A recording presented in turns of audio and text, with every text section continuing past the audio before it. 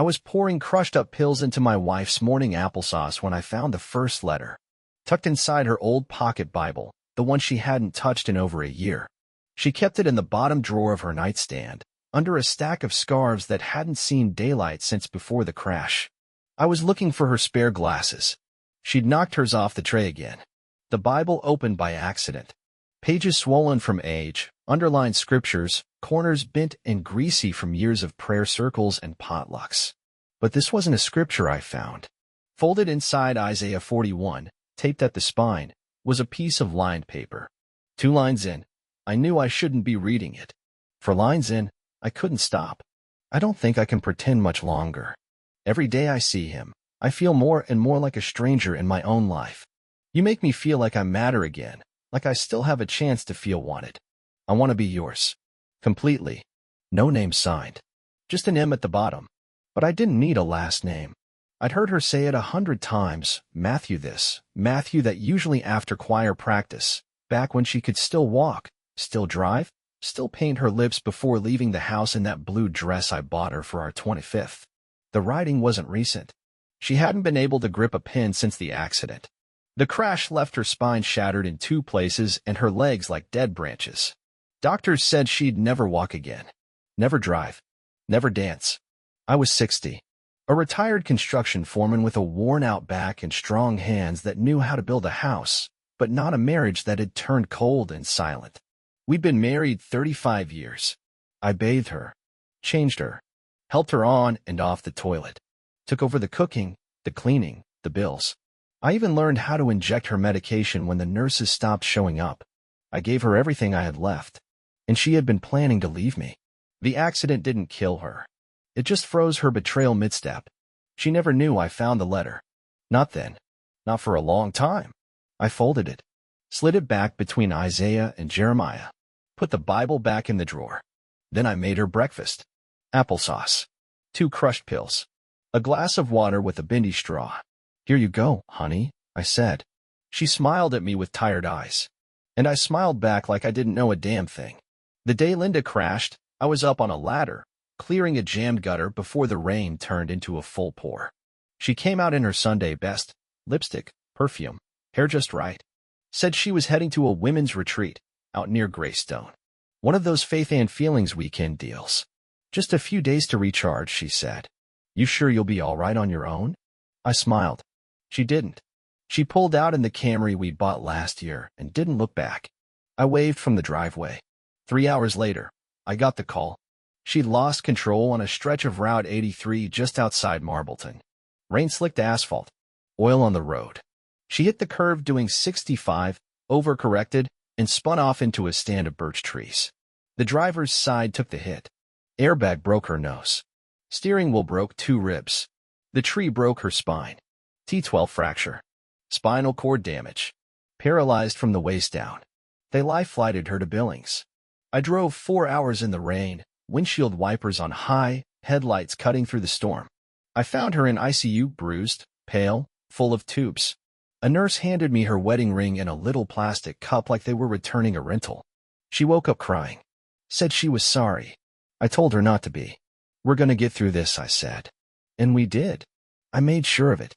I renovated the downstairs bedroom, built a ramp out front, ripped out the shower, and put in a roll-in model with handrails. I learned how to help her use the toilet, how to clean her wounds, how to hold her up when she sobbed at 2 a.m. because she couldn't feel her legs anymore. People at church said I was a saint, that most men would have run. But I didn't run. I cooked. I cleaned. I held her hand in silence. I watched our dream of Costa Rica go up in smoke and told myself love meant sacrifice. But then she started pulling away. Didn't want me to read to her anymore. Didn't want my help brushing her hair. Just stared out the window most days, listening to music I didn't recognize, soft, romantic stuff she never cared for before. Whenever someone complimented me in front of her, Frank, you're a hero, she smiled with her lips and nothing else. And Costa Rica? She never brought it up again. Used to be, she'd clip photos from magazines, white sand beaches, jungle hikes, hammock views. We kept a folder labeled someday. Now it just collected dust in the back of the closet. I thought she was grieving the life she lost. I didn't realize she was grieving the one she almost had. Because I didn't know yet about Matthew. Didn't know about the emails, the letters, the hotel receipt tucked behind a hymnal. But I would. And once I did, I'd start making changes. Not out of spite. Out of strategy. It started with a favor. Linda asked me to update her old tablet. Said she wanted to listen to audiobooks again. Said she was tired of thinking all day. I hadn't touched the damn thing since the accident. It was dusty, tucked behind some photo albums in the TV cabinet. I charged it overnight, then opened it to start updating her apps. That's when the email notifications started popping. Old Yahoo account. Notifications from 4 years ago. Mostly junk. Newsletters. Sales ads. Then I saw a folder marked M. Not inbox. Not sent. Not trash. Just M. I opened it. First one was dated 10 months before the crash. You looked incredible in that blue dress tonight. I couldn't stop watching you. He doesn't see you. Not like I do. Second one, a month later. I hate seeing you go home to him. I lie awake at night thinking about how I'd make you feel if you were mine. There were dozens. Some short. Some pages long. Emotional, erotic, poetic, all written to a woman who'd been sharing my bed, my food, my future. And the name signed at the bottom of nearly every one? Matthew. Choir boy Matthew. The younger guy from church who played acoustic guitar and led Wednesday night worship. Wife and kids. Always polite. Always quick with a smile. I thought he was harmless. Hell, he helped me clean out the garage once. Brought coffee. Talked about his lawnmower problems while standing 15 feet from the woman he was emotionally screwing behind my back. I scrolled further and found her replies. All saved in drafts or sent to his burner email.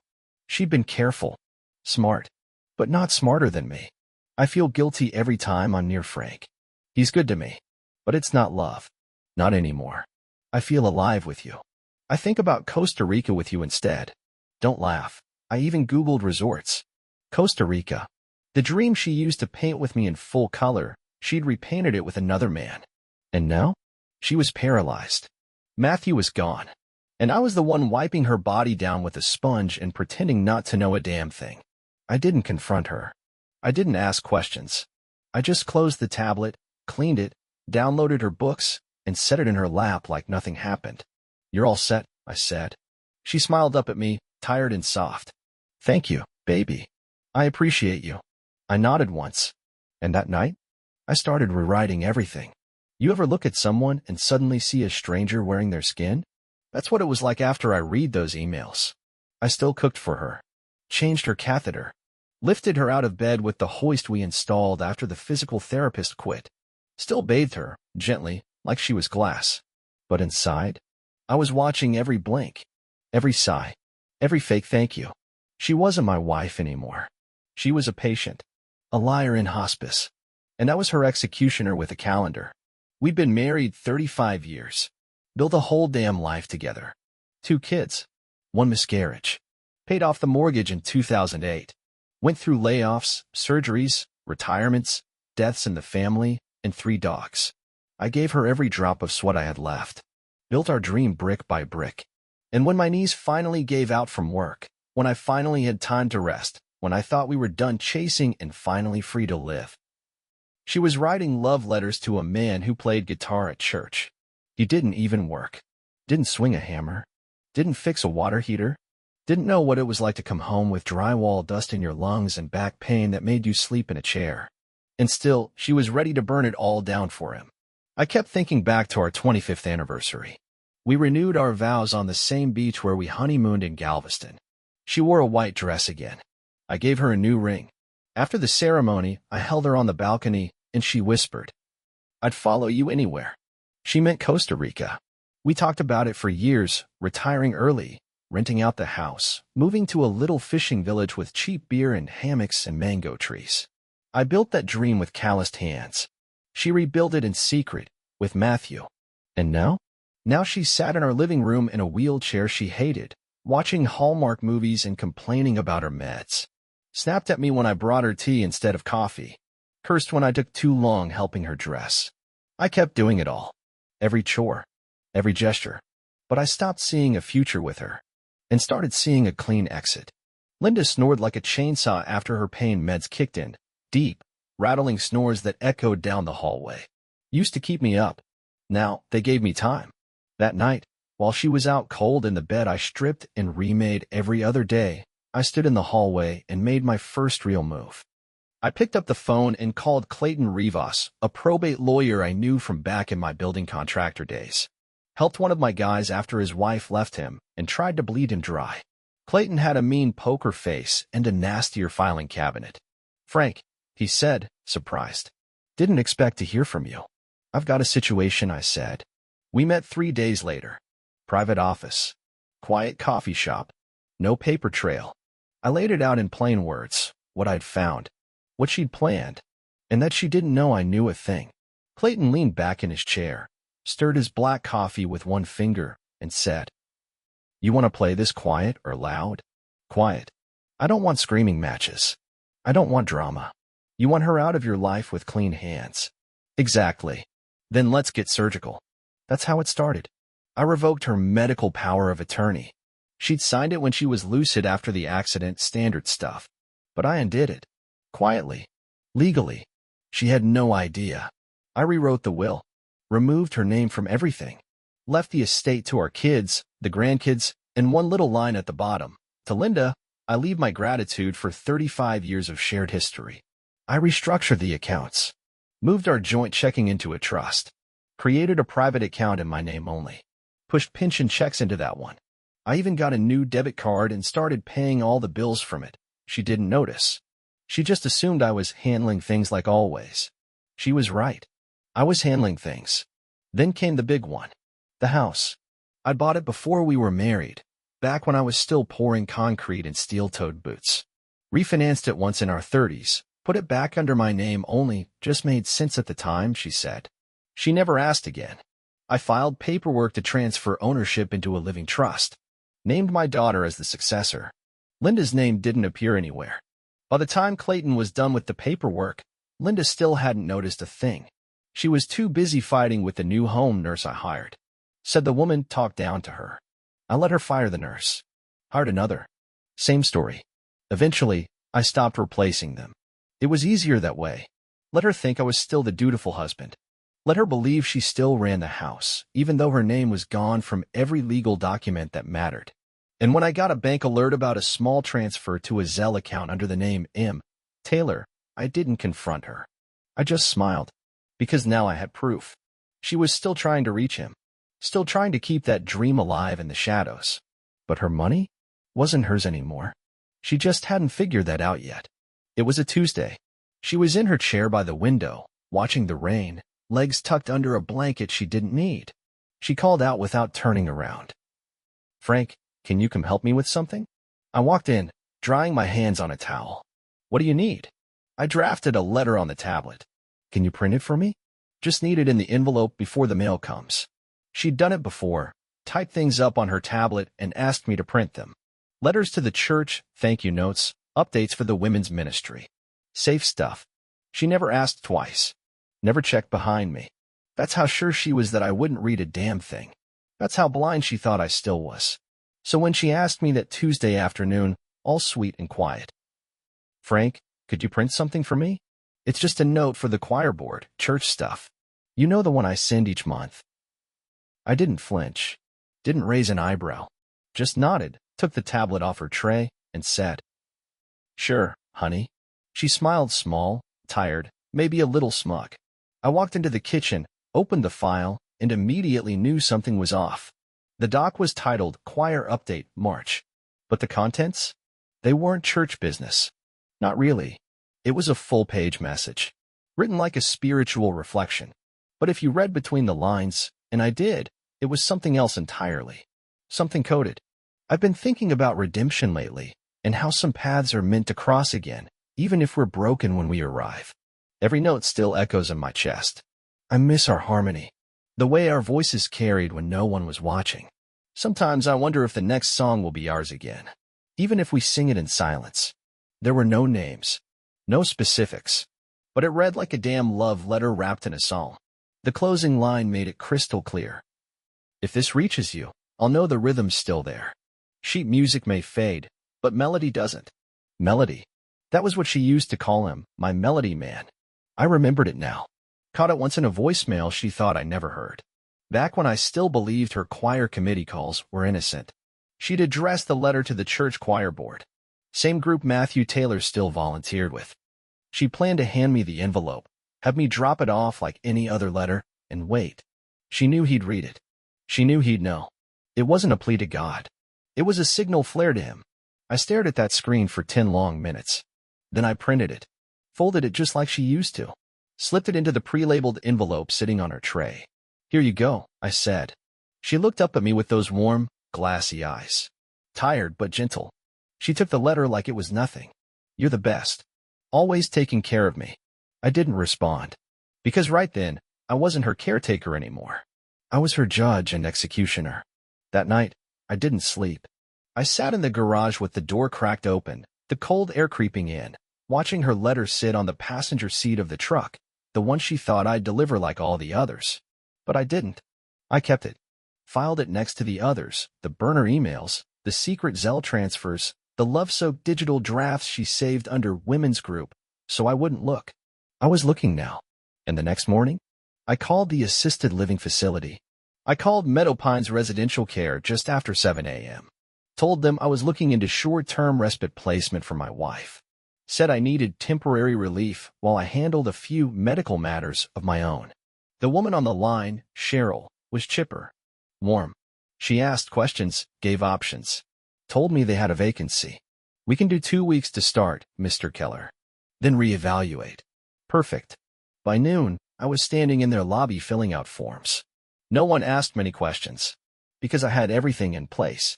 The power of attorney had already been revoked. The finances were mine. The house was mine. The car. The insurance. All of it had been quietly scrubbed clean of her name.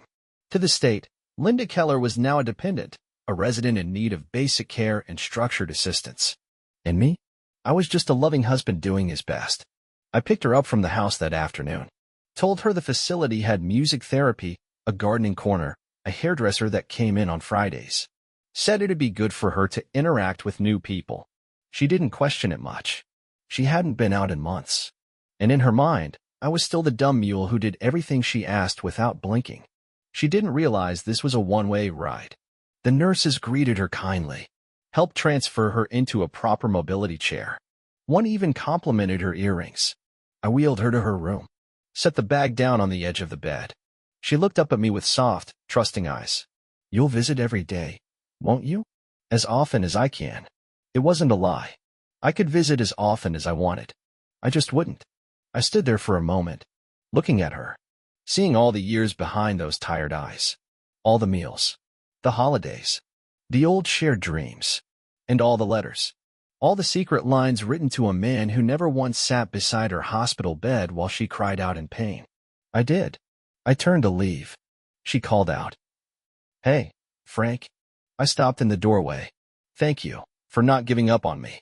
I didn't respond, because the truth was, I had given up. She just didn't know it yet. 3 days after I dropped Linda at Meadow Pines, I listed the house. Didn't stage it. Didn't repaint the walls or fix the crack in the garage cement. I just called a guy I knew from the trade, an ex-framer turned agent named Cal who owed me a favor, and told him. I want it sold fast. No fuss. No questions. Cal asked if I was downsizing. Something like that, I said. The house was empty by the following week. Our kids weren't surprised when I told them. They hadn't seen their mother in months. One was in Portland, the other down in Mesa. Linda had burned those bridges over years of guilt-tripping and cold shoulders. I kept it simple. I'm moving on. Taking a break. The house is sold. You'll get details when the dust settles. They didn't ask for more. I think they knew I'd hit my limit. I moved the final boxes myself. Things I'd held on to for no good reason, old tools, my father's belt buckle, a folder of letters I wrote when Linda miscarried our second baby. She never read them. Didn't matter now. I shredded half the paperwork in the garage, burned the rest in a rusted fire pit out back. Stood there in the cold, watching the smoke rise like a funeral I wasn't invited to. Then I went inside and deleted the rest, our shared accounts, the cloud photo backups, the streaming services she liked but never paid for. Gone. I left one last check with the care home, covering the next 3 months. The rest? Went into my new account. Under a new LLC I set up for consulting services. That's what they called it at the bank. Really, it was just a clean exit. No red flags, no breadcrumb trail. And just like that, Frank Keller disappeared. I landed in Costa Rica 2 weeks later. The flight was long, but the peace was immediate. I took a small cab from the airport to the coast, walked past 2 tourist traps and a bar blasting bad American country, and found the little bungalow I'd rented through a local guy named Tomas. 1 room, a hammock out front. No TV, no Wi-Fi, just the sound of the surf, the rustle of palm trees, and the smell of salt and lemon in the air. The same place Linda and I had circled in a travel magazine 15 years ago, when we were still dreaming like fools. I sat on that porch the first night with a glass of cheap rum and stared at the horizon until the sun went down. Didn't cry, didn't drink too much, just sat, and finally felt still. Back in Montana, the nursing staff called once. Said Linda was adjusting well, but asked when I might be back to visit. I told them I was on assignment and would follow up soon. Then I changed my number. 3 days later, I got an email. From her. Somehow she found a way to send it through a staffer. Frank, I know you're not coming back. I know I pushed you too far. But please, I need to talk to you. I'm scared. I don't want to die like this. Not alone. No mention of the letters. No apology for Matthew. No ownership. Just fear. I didn't reply. Not because I was angry. Because there was nothing left to say. It started with a message left on the church voicemail back home. The one I used to check every other week when I helped with groundskeeping. Frank, if you hear this, please call me. The voice was raspy. Slower than I remembered. But it was hers. She'd called from the facility.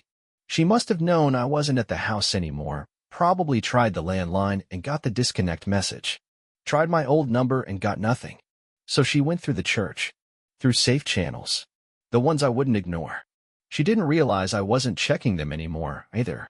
Someone from the choir forwarded me the voicemail out of courtesy. Linda left this. Figured you might want it. Sounded important. I played it once. Sitting under the fan in my bungalow. Beer sweating in my hand. Frank, it's me. I know you're gone. I know you know. I'm sorry, okay? I'm sorry. For everything. For Matthew. For what I was planning. For all of it. She paused. I didn't know how to stop. I didn't think you'd ever find out. I thought I had more time to fix it. But you're gone. You're really gone. Please call me. I don't want to die alone. The silence after that last line was longer than the message itself. I didn't delete it. Didn't save it. Just closed the app and turned the phone face down. The next message came 5 days later. Different number. New tone. Angrier. I know you're in Costa Rica. One of the staff said something about the address on your check. You just left? You left me like this. After everything we built? After I gave you my life? You're a coward, Frank. You're not a man. You're a ghost. I laughed when I heard that last part. A ghost? She was right. That's what I'd become. A man who once moved heaven and earth for someone who wouldn't crawl out of bed to fight for him. Now I was just gone. No ties. No updates. No comebacks. She called again 2 weeks later. I let it ring. She emailed once more. I marked it unread and archived it in a folder labeled Echoes. And that was the last I ever heard from her. No lawsuit. No nurse calls. No family drama. She knew. The door was closed. And locked. I sat on the porch as the sun dropped behind the palms, the sky bleeding orange into deep violet. A soft breeze came in off the water, carrying salt, and the faint smell of grilled fish from a stand down the road. That little coastal town didn't know my name. They just called me Señor Tranquilo, the quiet man. And that's all I wanted to be. I didn't run from anything. I walked away from everything. Deliberate. Calm. Permanent. No court hearings. No apologies. No second chances. The past was a photo album I didn't open anymore. But one night, as the waves rolled in soft and steady, I pulled out a letter I'd written months before. The one I never sent. Just scrawled onto paper in a moment of clarity and finality, then folded and kept, like a ritual. It read, Linda, you wanted freedom. You almost got it. You had the bags packed. The letters written. The man picked out. You had 1 foot out the door. Then fate handed you a delay. And in that delay, I gave you everything. Your meds. Your food. Your dignity. My back. My hands. My time. I gave you what he never would have. Not because you deserved it, but because I needed to look at myself in the mirror when it was over. You always said I was dependable. You were right. I depended on myself to carry you to the finish line. And then keep walking. I buried the version of you I loved the day I read those emails. The day I printed that choir letter dressed in scripture and shame. You saved nothing. Not your legacy. Not your loyalty. Not the dream we built together. And now? Now I sleep to the sound of ocean waves instead of your excuses. I eat what I like. Wake when I want. Answer to no one. This life wasn't revenge. It was release. And I earned it. Frank. I folded the letter again, slid it into the fire pit and lit it with a match. Watched it curl and blacken until all that remained were glowing embers and silence. And as I sipped my drink, legs kicked up, wind in my hair, I thought. She took me for granted. Thought I'd die beside her. Brought into routine. Become invisible. She was right about one thing. I did disappear. Just not the way she expected. I gave her everything. She saved nothing. So I took what was mine and left what was hers behind. Now she waits for a call that'll never come. And I sleep just fine.